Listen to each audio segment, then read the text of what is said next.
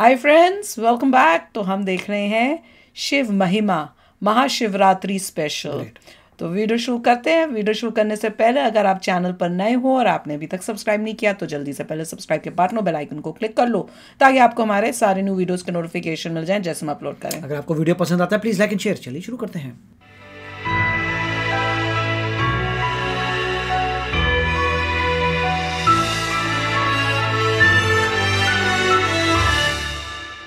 जटाओं में भगीरथी का है प्रवाह अनवरत, गले में लंबे लंबे सर्प शोभते हैं हार से। डमट डमट डमट डमट है डमरू नाद गूंजता कि नृत्य तांडवी बहे है शिव के तार तार से। नमस्कार, मैं हूं मनोज मुंतशिर। आप सबको महाशिवरात्रि की बहुत बहुत बहुत शुभकामनाएं। महाशिवरात्रि ये वही रात है जब भोलेनाथ तांडव नृत्य करते हैं। ऐसा तांडव कि देवता भी पलकें झपकना भूल जाते हैं। सूर्य की परिक्रमा करती हुई धरा थोड़ी देर के लिए ठहर जाती है और समुद्र के अंतिम तल में उठती हुई लहरें भी अपनी प्रकृति भूलकर शांत हो जाती हैं। पूरी सृष्टि शिव के आगे नतमस्तक हो जाती है। ऐसा भी माना जाता है कि आज ही के दिन शिव शंभू ने समुद्र मंथन से निकला हुआ हलाहल विष अपने कंठ में धारण किया, सृष्टि को विनाश से बचाया और स्वयं नीलकंठ कहलाए। वो नीलकंठ जो गले में ही गरल को रोक ले, वो आदि योगी जिनके योग पर टिकी समष्टि है। पिनाकी नाम का धनुष भुजाओं में जो धारते, वही तो हैं कि जिनकी साधना में लीन सृष्टि है। शिव कौन है? कोई व्यक्ति है जो किसी ऊंचे शिखर पर बैठे हुए हैं? नहीं, शिव आकाश में या पर्वत शिखर पर बैठे हुए कोई व्यक्ति नहीं है। शिव समस्त ब्रह्मांड है। शिव को खोजना नहीं है क्योंकि वो कहीं छुपे हुए नहीं है। कल्पना कीजिए, दोपहर का समय है, धूप चारों ओर खिली हुई है लेकिन आपको कुछ दिखाई नहीं दे रहा। तो आप क्या करेंगे? सूर्य ढूंढने निकल जाएंगे या आंख ढूंढने निकलेंगे? सूर्य तो है ही, हमें दिखाई नहीं दे रहा तो हमारी आंखों का दोष है। अगर अब तक हम शिव को अनुभव नहीं कर पाए, इसका अर्थ ये नहीं कि शिव नहीं है। हमारे अनुभव की तीव्रता में, उसकी संवेदनशीलता में कमी है, उस पर काम करना जरूरी है। हम तर्क और विज्ञान के युग में जी रहे हैं। इस युग की त्रासदी है कि जो बैंक में जमा ना किया जा सके हम उसे धन नहीं मानते, और जो दिखाई न दे हम उसका अस्तित्व स्वीकार नहीं करते। लेकिन दोनों ही परिस्थितियां दुर्भाग्यपूर्ण हैं। प्रेम, करुणा, संबंध, हर्ष, ये सब बैंक में जमा नहीं होते, लेकिन इनसे बड़ा कोई धन नहीं है। शिव दिखाई नहीं पड़ते, लेकिन शिव से बड़ा कोई सत्य नहीं है। हमें हरे भरे पेड़ नजर आते हैं लेकिन जड़ें कहाँ दिखती हैं? वो तो जमीन के अंदर हैं। तो क्या ये मान लिया जाए कि जड़ें होती ही नहीं, पेड़ ऐसे ही खड़ा है? विचार आपके मन में होते हैं, यही विचार आपको विवेकानंद बना देते हैं, एडिसन बना देते हैं, आइंस्टाइन और सुकरात बना देते हैं। लेकिन क्या विचार नजर आते हैं? किसी प्रयोगशाला में मस्तिष्क का एक एक रेशा खोल दिया जाए, एक एक शिरा खोल दी जाए, फिर भी क्या विचार पकड़ में आएंगे? दुनिया का बड़े से बड़ा माइक्रोस्कोप क्या विचार पकड़ सकता है? नहीं, बिल्कुल नहीं। तो क्या यह कहना सही होगा कि विचार होते ही नहीं है?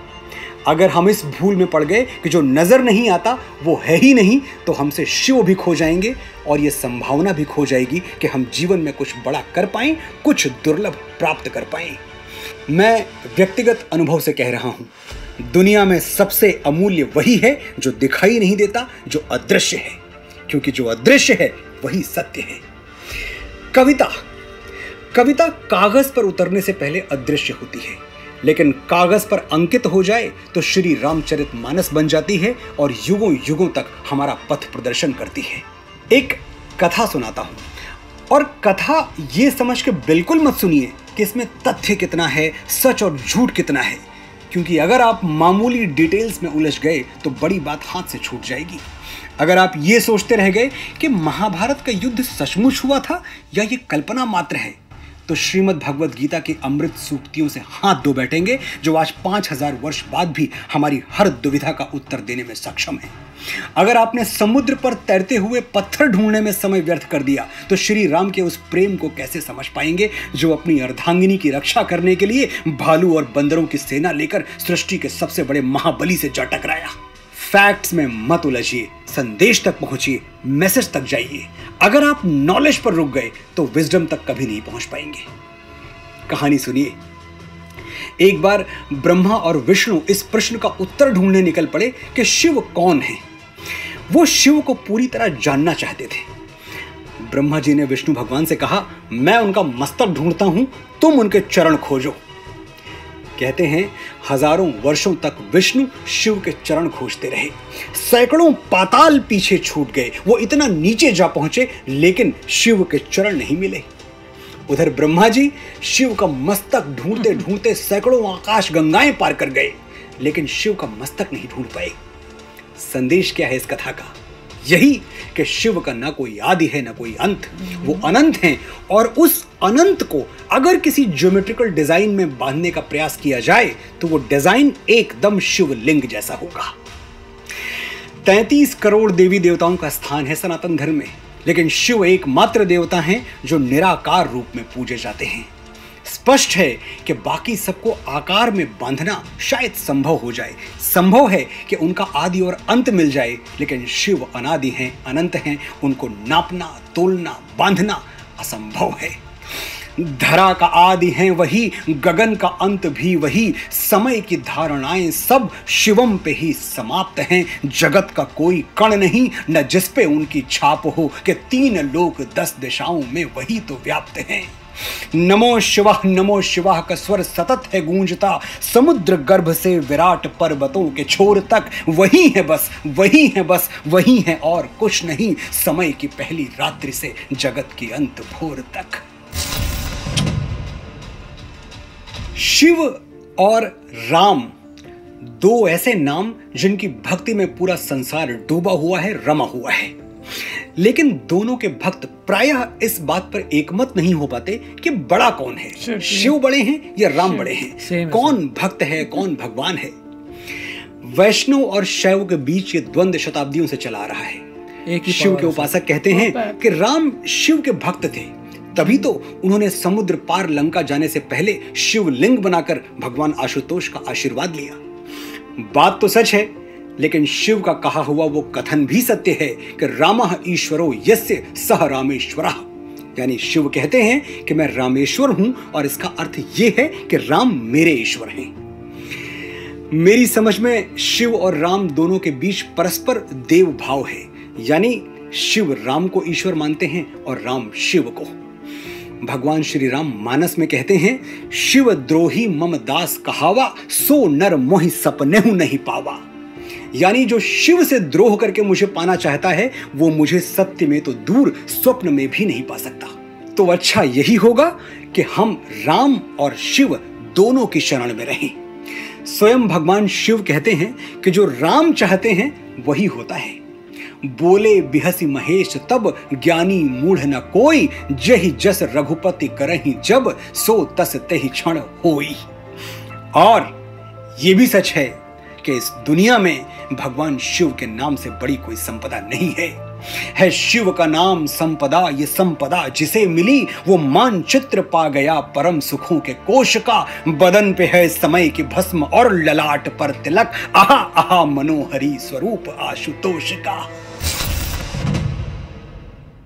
मंत्र शक्ति, एक समय था जब इसे कपोल कल्पना माना जाता था। मंत्रोच्चार को आडंबर कह के अस्वीकार कर दिया गया था, लेकिन समय के साथ विज्ञान को पता चला कि साउंड वेव्स में कितनी ताकत है।